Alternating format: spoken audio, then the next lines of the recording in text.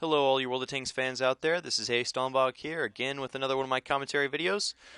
Coming to you here with my Leopard 1 on El Hallouf Encounter battle. I'm sure all of you guys have played El Hallouf at this time, and I've heard a lot of people complain about it as a unfun map, and I might be a little bit inclined to agree with you sometimes, and the reason for that obviously is if you combine any open map with artillery or like long-range sniper tanks, it turns the map into very much of a standstill. I'm sure it's different on some of the other servers. On the Russian server, it's not the case, but here on the NA server, we play conservatively, so that's what happens. So the first thing you should do on this map is really look at your team composition as your opposing team's composition to kind of understand what it is that you need to be doing and what's going to be going on. So early on in the game, I look and see that the other team has a lot more fast-moving vehicles, which makes this lower water area more or less in their hands. You can move down there, but to do so, if you don't have the strength, usually is going to result in you getting destroyed. So instead, I hold back, and I notice that the bat check goes down there, so it was good of a call of me not to go down there. So nothing really develops on this flank, so I decide I'm going to go ahead and relocate here. I'll speed up this just a tad bit.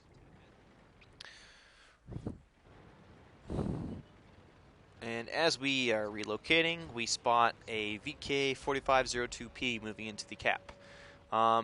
The cap on the encounter battle actually takes 4 minutes to successfully capture with one person.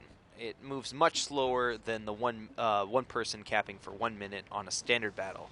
So moving into the cap without proper support or cover is really almost impossible. I mean, there's going to be plenty of opportunities for artillery or sniper tanks to reset you, and it's just not going to work out. And I'm able to get that kill on that VK. So that being said, on this map, and with other maps as well, I'm going to be doing a video on steps a little bit later that also shows kind of a little bit about making the choices between capping and not capping. On this one, you're just going to have to play very passively. Everyone loves to play aggressively. I love to play aggressively. It's my favorite way to play. But sometimes you have to play a little bit more conservatively and passively, and this is a good example of how to do that. So I spot the Batchat that's now moved over to the beginning of the Serpentine path, and being a fast-moving tank, I could go over there and engage him, but I choose not to do that because I feel like there's enough tanks over there situated to defend that flank, and I'm just not needed over there. It's just, at one point, it's kind of overkill. So with that being unneeded, and with me being unwise for me to go up and fight on the hill, I noticed that our light tank is now moving in to try to get his capture going on the base, and in that process he spots the two TDs on that hill there, the T-30 and the T-95, as well as an AMX-50B there. And now with a better idea of where the enemy team is located, you can kind of get an idea of where you need to situate yourself to help your team out. And so I decided to make the rush here across this opposite slope, and there's several benefits to doing this, and there's also several risks. Crossing, obviously, you're in the open and you're exposed, and so you got to do it quickly, and you got to look for the right opportunity when to do so. And thankfully for me, I did, and I moved to the exact opposite slope of this AMX-50B. There's two reasons why I did this. One, obviously, I'm able to get some snipe shots here on this E-75, and two, because I'm so close to the AMX-50B, I'm within 35 meters of him. I'm able to get spots on him by proxy. And what proxy spotting is essentially being within 35 meters of a tank. You're going to constantly keep that target lit regardless of the terrain that's in between you, his camo rating, etc., etc. It's going to mean nothing.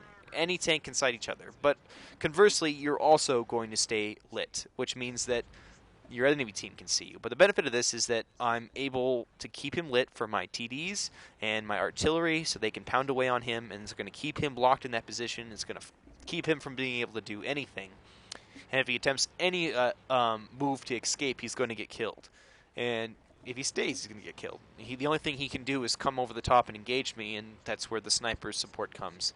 But it doesn't work out. I'm able to get the 2100 plus damage in spot for him. I do try to move on him and get that quick, easy kill, but it doesn't work out. And I start to move over here to the center point, a little bit more dangerous point here because if there's any tanks that roll over the top, they can engage me. But I'm able to spot that Leopard prototype by proxy. And we get a little eyes on the base, and I'm able to get a couple shots there on the T-54 there on the hill. Just kind of taking shots of opportunity and just really being mindful of when it is the time to fight and when it's time to flee.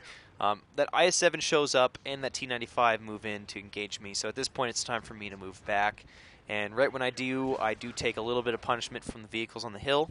But overall, it was worth it because, as you can see, that Leopard prototype got killed by my spots, so I get the spot bonus from those targets. And our scout now is at 79, getting close to 80, and the bat chat you can see on the opposing slope is now doing the right thing, which is he's moving to try to engage and get rid of him. So I do what I can to help out with that and get some shots on him as well. And he dies. So, I mean, unfortunately for him, he didn't have the support he needed to pull that move off, but still a good call on his part. So now, with us getting into the 90s, I feel really confident that we're going to win. And but as you just saw there, we got reset at 99%. So good job to the opposing team, Artie. So now we move back to the offensive. So I'm going to move up this slope here and see if I can engage that E100. And sure enough, in the move to that location, we spot both of those TDs, the E100 and the FV, and they both subsequently get destroyed shortly after. So that also is a testament to a team doing a good job of taking advantage of when targets are sighted and knowing when to engage and destroy them at the right moment. So from here, we engage the E100, and being just right there on the edge of 400 meters, it's very slim chance that E100 is going to be able to even get the opportunity to spot me. So I'm able to fire freely, and any chance you can get to fire constantly while remaining camoed, take advantage of them. Fire constantly, keep putting rounds into that target, and that's kind of what I do here, and we burn down that E100 really quickly. So with this E100 dead, the next threats to the cap and our success are the artillery and the snipers that are covering the northern flank. So I now move in to see if I can locate those targets, and sure enough, we find the T-30. And the T-30, thankfully, has a fairly long reload time, even though it packs a wallop. So I'm able to get off 2 shots in the time it takes him to get off 1. So we destroy him real quickly here. And then from there, I go to start looking for the artillery. And we roll over here, and I find one, manage to get 1 shot off, and that's pretty much all she wrote, and the match is over. Overall, the reason this game may have seemed a little bit boring in places, but there's a reason why I showed it, is because it was my ace tanker in the Leopard. It took me 100 games to do it, but nonetheless I got it. And I got it with the 4K damage from the 12 hits. I ended up getting the sniper medal for that. A little over 1,900 experience, as well as 7,000 damage in spotting. And that's spotting points are going to get you your ace, or your ace points, I call them. You do those, they're going to get you more experience, and they're going to really help improve your efficiency rating if you keep up with that. So don't be afraid to play passively on this map, and just be really mindful of if your team can help you and if they can't, and you'll have a lot of success. So thanks again for watching, and I'll be back with another video here shortly on how to play a little bit more aggressively with the Leopard. So thanks again for watching, and stay tuned for my other videos. Take care. Ace Dallenbach out.